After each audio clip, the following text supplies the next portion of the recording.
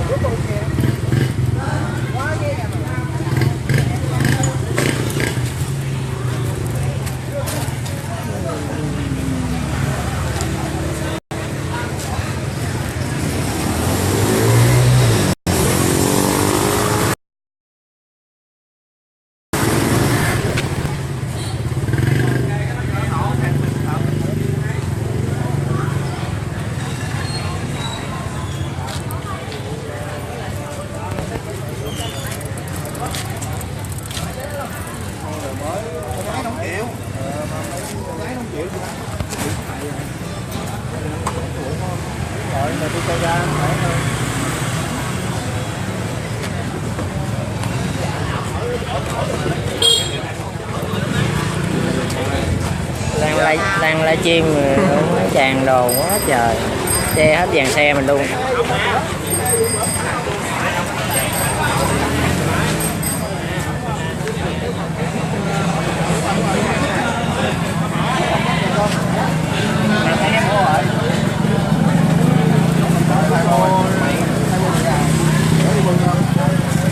Thấy phong cách Nhật chạy theo. Chạy xe là đánh cái đài Nhật nó sợ hơn hết. Thôi chủ xe nào á hả? Dạ đúng rồi. Nó nhớ mặt hay quá. Không gặp lần nào sao biết mặt mình ta? Thấy chưa ta? Rồi. Nào ta? Nhớ quá, tới ngàn mấy fan rồi nó không có check in này chứ phải gặp vô Maxi đá trong nhiều cái biết được. Chứ Facebook giờ không biết ai chứ.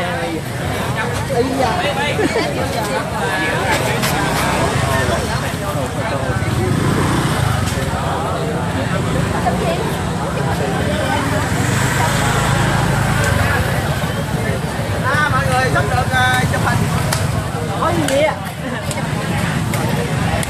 Anh Bi khi nào nó vô chụp chứ đâu ấy. Này là hội Tam Hoàng. Này lẻ rồi Tam Hoàng có 3 người. Này lẻ lính. Đâu liên quan đâu.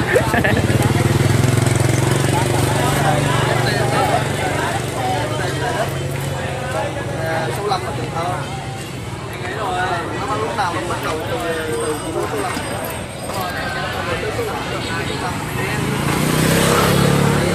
Được, em không sinh được bình thường, không có vấn đề gì đó.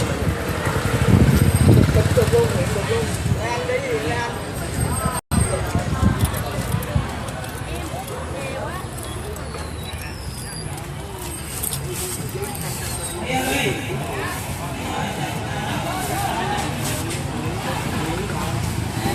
Ví dụ giờ làm vô mình hơi rút được phải không? Được. Giữ anh kiếm chủ anh. Có chủ với chủ luôn. Vậy tông sẵn chứ. Giờ đi kiếm không có.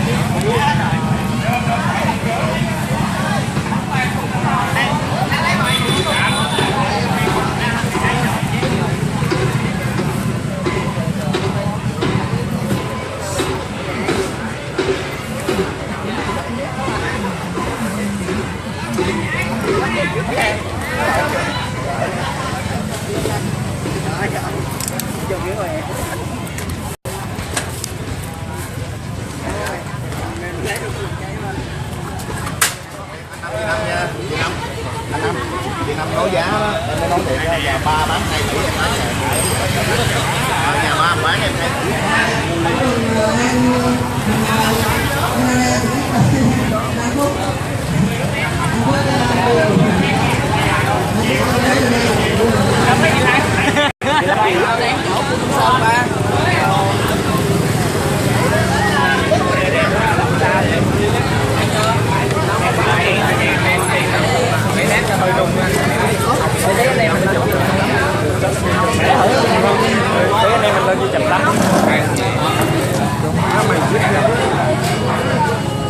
Phát biểu ông tưởng với anh mày vui không?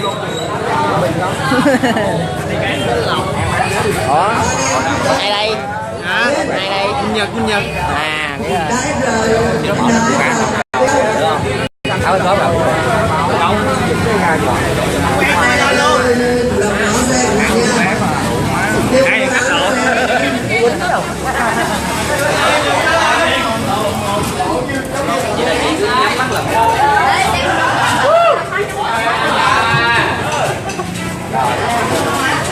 Đóng dán lên cái tờ rồi giấy xe đây nè, khó trong cột không ý là dán lên cái tờ xe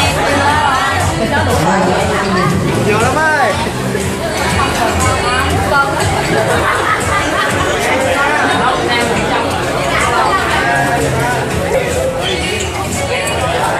Còn theo một dài cái mặt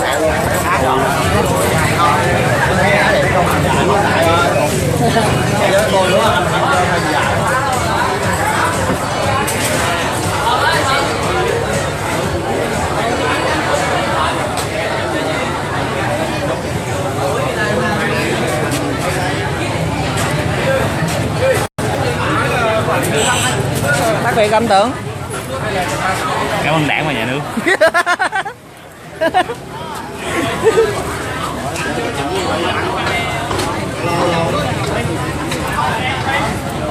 Mấy